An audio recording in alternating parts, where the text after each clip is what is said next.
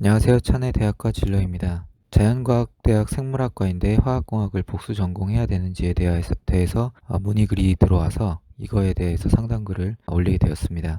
질문 먼저 읽어보겠습니다. 안녕하세요. 곧 전역을 앞둔 군인입니다. 학교는 지방 거점 국립대학교 분자생물학과입니다. 저는 재수를 했습니다. 곧 전역을 하면 25살에 2학년으로 복학하게 됩니다. 분자생물학과에 재학 중이지만 화생공을 복수 전공으로 생각했습니다. 대학원 진학 생각이 있으나 복수 전공을 가지고 있다 한들 전혀 해댈 것이 없으며 제가 차후에 어떤 분야로 대학원을 갈지 모르기에 도움이 될 것 같다고 생각하였으며 혹시나 학사로 취업을 준비한다 하더라도 공대 전공이 있기에 괜찮을 거라 생각을 하였습니다. 하지만 학교 조교님, 여러 지인들을 통해 알아본 결과 복수 전공이 힘들다는 것을 알게 되었습니다. 입대 전 성적도 낮고 뒤늦게 복수 전공을 하면 안 그래도 늦은 출발에 졸업까지 늦춰진다고 합니다. 졸업이 미뤄지지 않는 선에서 복수 전공을 하면 좋았겠지만 대학원을 생각하고 있는데 졸업을 늦추면서까지 복수 전공을 고집해야 하는 생각이 듭니다. 하지만 한편으로는 공대라는 카드에 미련이 남습니다. 혹시 대학원을 화생공 쪽으로 가거나 취업을 할 때 자대학부라는 약점이 될지 뚜렷한 진로가 없어 혼란스럽습니다.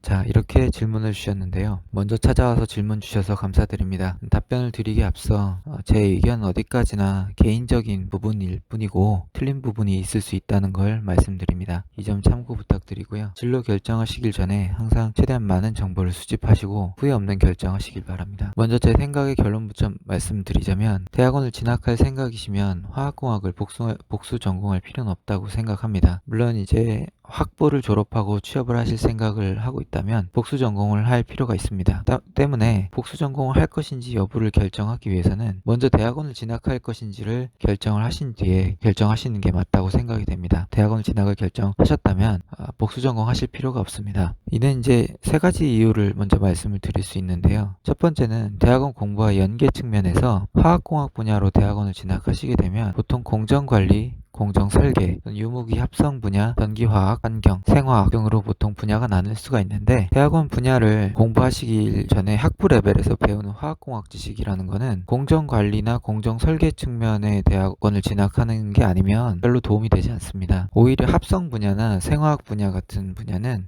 백그라운드가 분자 생물학인 부분이 훨씬 더 유리하다고 생각이 되고요. 공정제어나 전달현상, 연력학, 유체역학 등을 배웁니다. 화학공학 학사 관리, 학사 커리큘럼 상으로는. 근데 이런 분야는 합성 분야의 대학원 교육과정이랑은 크게 관련이 없습니다. 따라서 이제 공부의 연계 측면에서 별 도움이 안 될 거고요. 특히나 이제 질문자님은 기본 학부 배경이 분자생물학과이시기 때문에 대학원도 합성이나 생화학 분야로 진학하실 거로 생각이 되는데 그럴 경우에는 더더욱 화학공학 분야를 학부를 복수 전공해서 공부하실 필요가 없습니다. 두 번째로 대우의 측면에서 자대 학부라는 게 혹시 마이너스가 될 것이냐라고 물어보셨는데 보통 채용 공고가 나올 때 화학공학 학사 출신 엔지니어를 뽑는 자리랑 화학공학 또는 화학 분야 석사 이상 연구원을 뽑는 자리랑 분명하게 구분이 되어 있습니다. 보통 대학원을 나오는 분들은 학사 자리에 지원을 하시기보다는 학사 엔지니어로 지원하시기보다는 연구원으로 많이 지원을 하시기 때문에 대학원을 나오신다라는 전제 하에 학부가 화공과냐 자연대학교냐 의미가 없습니다. 중요한 건 채용 포지션의 업무가 지금 석사를 한 연구 분야랑 잘 맞는지가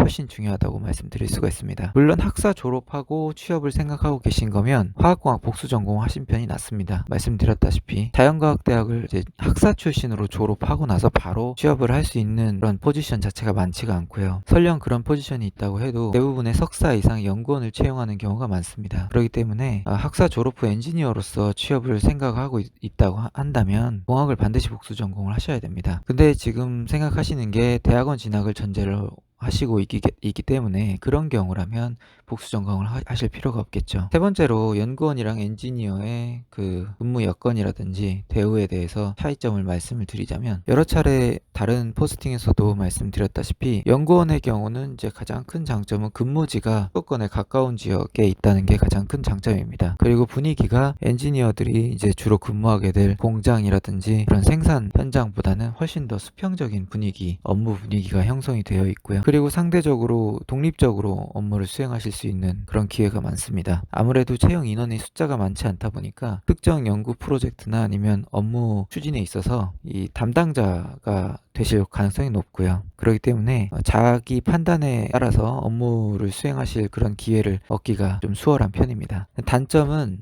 굉장히 이제 한정적이고 취업 가능한 업종의 폭이 굉장히 좁기 때문에 상대적으로 연구원은, 그래서 평판 관리가 매우 중요합니다. 업계 내 사람들이 이제 대부분 지도 교수님이라든지 지도 교수님의 친분이 있는 분이라든지 이런 식으로 해서 대부분 연결이 되어 있기 때문에 이 평판 관리가 굉장히 중요합니다. 두 번째는 이제 필수 인력이 아무래도 아니다 보니까 회사 차원에서 제조업 분야 대기업들, 예를 들면 석유화학 분야 대기업들에 있어서도 아무래도 이제 고용 안정성이 높진 않은 편입니다. 상대적으로 생산 필수 인력이 아니다 보니까 이제 근무 환경, 업계 환경이 좀 안 좋아진다라고 하면은 이제 고용 안정이 조금 위협받는 경우가 있을 수 있고요. 이런 거는 사실 그 해당 조직에 나이가 아주 많으신 분들이 계시는지 여부를 체크를 하면 알 수가 있는데요. 일반적인 사기업 연구소 같은 경우는 평균 연령이 대부분 30대입니다. 그 얘기는 이제 고령자임에도 연구소에 마지막까지 남아있는 분들의 경우는 대부분이 연구소장이신 경우가 많고요. 그 이외에는 대부분의 연구원들이 다 30대입니다. 정년이 짧다는 얘기입니다.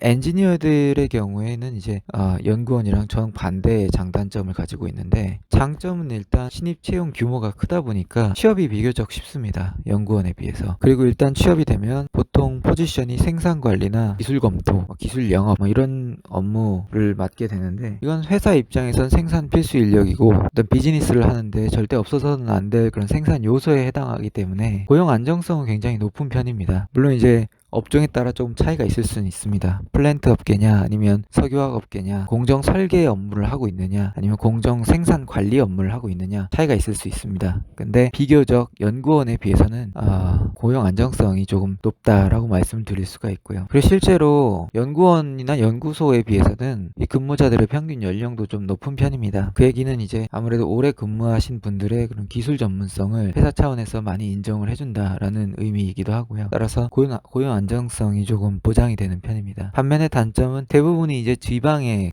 공장들이 있기 때문에 지방으로 가실 확률이 높고, 또 이제 생산 현장과 가까운 위치에서 근무하시는 경우가 많기 때문에 경우에 따라서는 해외로 파견 가시는 경우도 굉장히 많습니다. 그래서 이제 해외 파견이라고 한다면은 보통 해외도 마찬가지지만 공장들은 대부분 오지에 배치가 되어 있고요. 심지어 바다 위에 있는 경우도 있습니다. 때문에 굉장히 이런 파견이나 이런 거에 시달릴 확률이 높고, 또 기러기 가족이 될 수도 있고 이런 단점이 있고요. 또 대부분의 근무지가 이제 남성들이 많이 근무를 하고 있는 경우가 많기 때문에 굉장히 수직적이고 경직된 조직 문화를 가지고 있습니다. 회식이나 야근도 많고, 또 만약에 공장에 어떤 문제가 생겼다 그러면 밤샘 근무하는 경우도 많고, 심지어 이런 코로나 사태에서도 재택근무 안 합니다. 현장에 나와야 되고요. 필요하다면 마스크를 쓰고 나올 겁니다. 재택근무가 불가능하죠. 왜냐하면 문제가 생기면 바로 대응을 할 수 있어야 되는, 말하자면 서비스팀 같은 그런 개념으로 계속 붙박이처럼